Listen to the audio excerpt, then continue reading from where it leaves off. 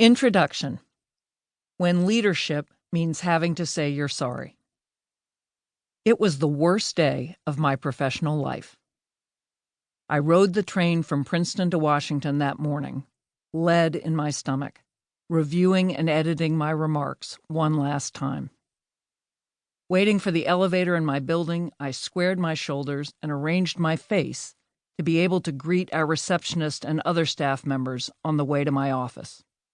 At 2:00, I made my way down the stairs and into our main event space to speak to a packed crowd of well over 100 employees, with dozens more listening in by phone.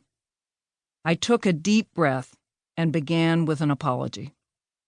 New America, the organization I led, was in the midst of a full-blown crisis caused by an employee's accusation that we had decided to fire him and his colleagues due to pressure from a funder.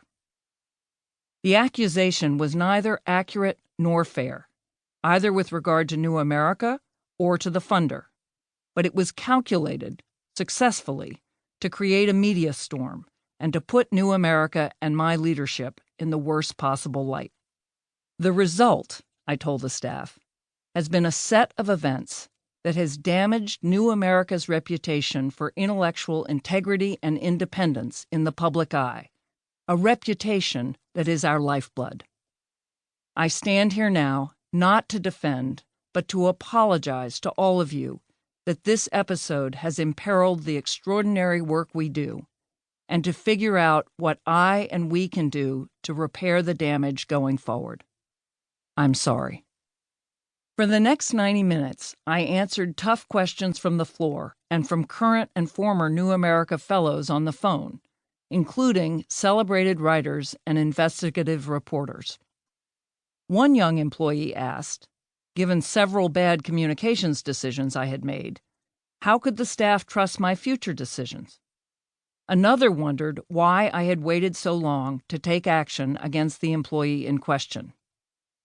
All I could do was to acknowledge that although I had not done what I was accused of, I had mishandled the entire situation, and to reaffirm that I was ready to listen and learn and do the best I could to grow and improve.